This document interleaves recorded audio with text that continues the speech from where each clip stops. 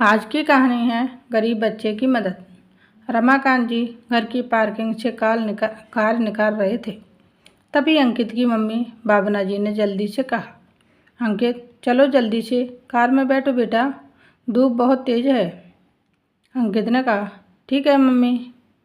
Mummy मुझे तो आपसे भी ज़्यादा जल्दी है। पापा को कभी कभी तो टाइम मिलता है कहीं घुमाने का। तीनों कार में बैठकर घूमने के लिए चल देते हैं। कार्यक्रम पहले से तय था।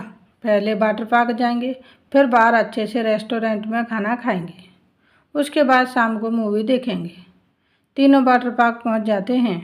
टिकट ऑनलाइन बुक थे, इसीलिए ज़्यादा परेशानी नहीं हुई। उसके बाद कपड़े चेंज करके पानी में उतर गए। कई तरह की राइड अंकित और उसके पापा ने की। भावना जी को डर लगता था, इसलिए वे दूर से ही आनंद ले रही थी। उसके बाद तीनों पानी के बड़े से मैदान में आ गए, जहाँ ऊपर से बारिश की तरह पानी गिराया जा रहा था। तेज म्यूजिक बज रहा था, सब डांस कर रहे थे। तीनों घंटे भीगते रहे। भावना बोली, अब हमें चलना चाहिए। अंकित बहुत देर से भीग रहा है, कहीं जुकाम ना हो जाए।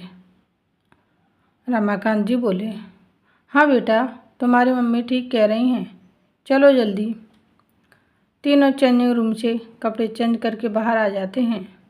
तब तक दोपहर के 3 बज चुके थे। बहुत भूख लग रही थी।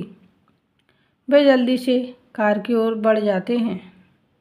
कार में बैठकर रेस्टोरेंट की ओर चल देते हैं। रास्ते में कार एक जाम में फंस जाती है। कार की विंडो से अंकित बाहर की ओर देख रहा था। वहाँ उसे कुछ बच्चे सड़क के किनारे बैठे दिखाई दिए, शायद भीख मांग रहे थे।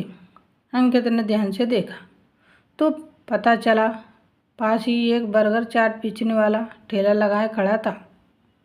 अंकित ध्यान से उन बच्चों को देख रहा था। उसने देखा एक उसकी ही उम्र का बच्चा, जिसकी गोद में एक छोटी सी बच्ची थी। वह बार बार उस बच्ची को अपने साथ बैठे बच्चे की गोद में देकर उस ठेली वाले के पास जाकर खड़ा हो जाता और चाट खा रहे लोगों से पैसे मांगने लगता, लेकिन सब उसे भगा देते थे। गर्मी में धूप में नंगे पैर और तपती हुई ज़मीन पर एक पैर ऊपर करता, फिर दूसरा पैर ऊपर करता। इस तरह पैर बदल बदल कर पैरों को जलने से बचा रहा था।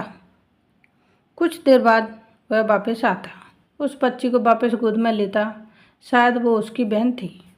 फिर उसे बहलाता, लेकिन बच्ची रो रो कर मचल रही थी।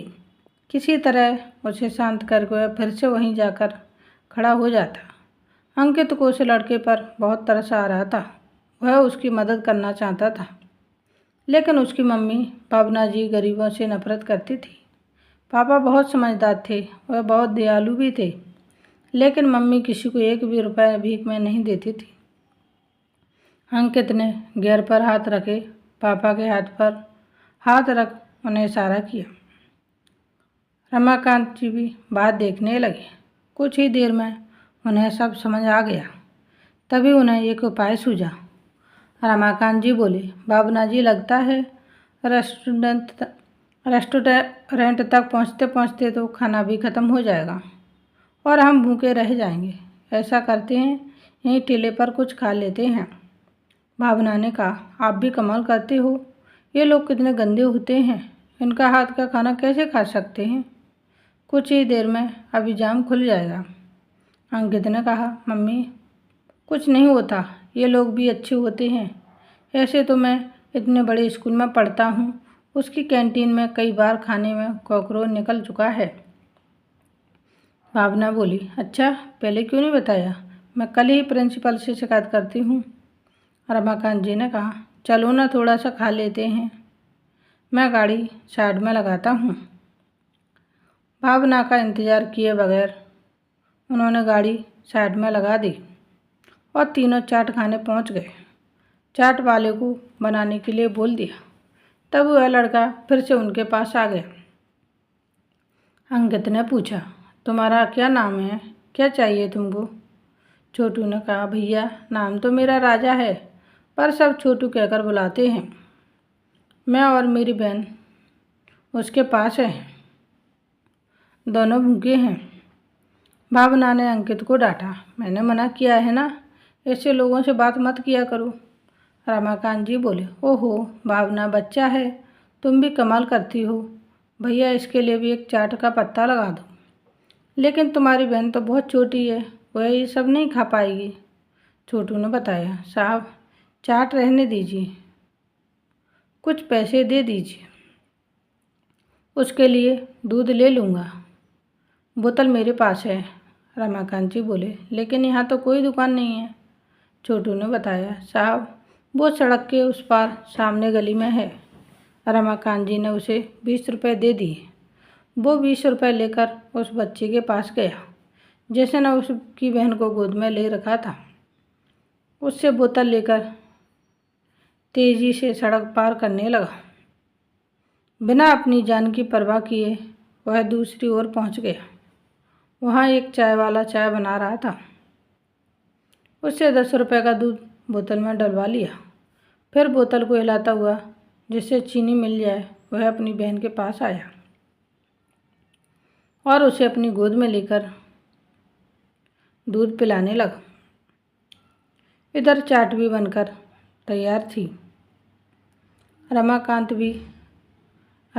जी, भावना और अंकित तीनों चाट खा रहे थे। फिर रमाकांत जी ने चाट वाले से एक पत्ता और बनवा लिया। अपनी चाट खत्म करके वो पत्ता लेकर छोटू के पास पहुंच गए। रमाकांत जी का इशारा पाकर अंकित ने उस लड़के से कहा, भाई अपनी बहन को इसे दे दो और तुम चाट खा लो, तुम भी तो भूखे होगे। छोटू ने अपने साथ वाले लड़के से कहा। सोनू चल आधा खा ले। भैया मेरी बहन को संभालने के चक्कर में ये भी भीख नहीं मांग पाया, आधा ये खा लेगा और आधा मैं। रमाकांत जी बोले, बेटा बहुत नेक विचार हैं तुम्हारे, ये पूरा इसे दे दो, मैं तुम्हारे लिए दूसरा पत्ता बनवाता हूँ।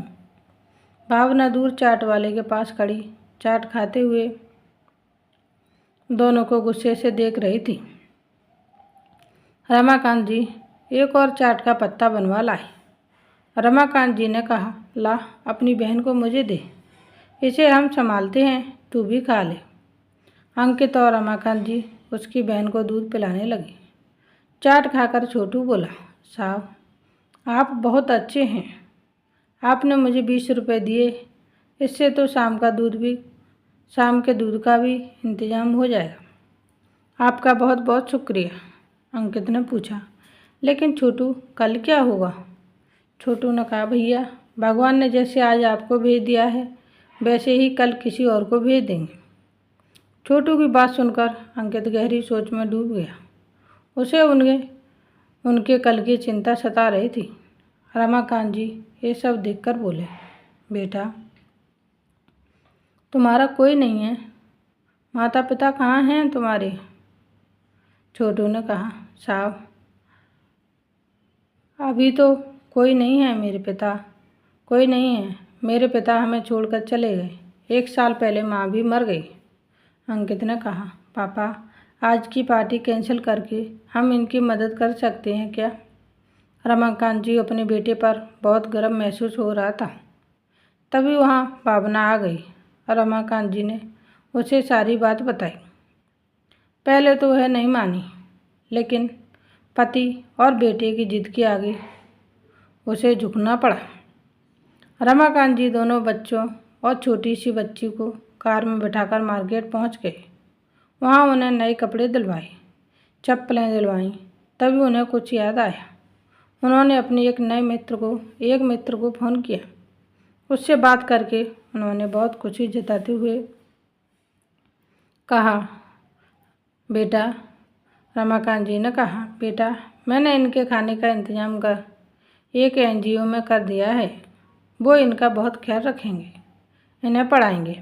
अंकित ने कहा, लेकिन वहाँ तो बहुत खर्चा लगेगा। रमाकांत जी बोले, नहीं बेटा, वे सरकार से मदद लेते हैं, फिर कुछ लोग दान भी कर जाते हैं, अभी भी लोग आ रहे हैं। इन्हें लेने और कल मेरे साथ चलना। हम भी 10,000 रुपये इनके कार्यालय में जमा करा देंगे। भावना ने कहा, इसकी क्या ज़रूरत है, फालतू पैसा लुटा रहे हो। रमाकांत जी बोले, तुम नहीं समझोगी। अगर मेरा बेटा बस पार्टी में जाता, वहाँ की सीख अपनाता, तो बड़े होकर ये भी बस पार्टी ही करता। आज इसने पार्टी के पैसे एक नेक जगह खर्च करवाए। किसी की मदद की इससे बड़ी खुशी नहीं हो सकती। कुछ ही देर में गाड़ी आ गई। रमाकांत जी ने कहा, बेटा चिंता मत करना, वहाँ तुम बहुत अच्छे से रहोगे। हम तुमसे मिलने आते रहेंगे। ये देखकर छोटू और उसके दोस्त की आंखों से आंसू बह रहे थे। उसने रमाकांत जी के पैर छू लिए। छोटू ने कहा, साहब आप भगवान हो, मेरी बहन की ज़िंदगी आपने बचा ली। ये दिन पर दिन कमज़ोर होती जा रही थी। रमाकांत जी बोले, मैंने सब इंतज़ाम कर दिया है। वहाँ तुम्हारा पूरा चेकअप होगा, पौष्टिक खाना और दूध मिलेगा। तीनों गाड़ी में बैठकर चले गए।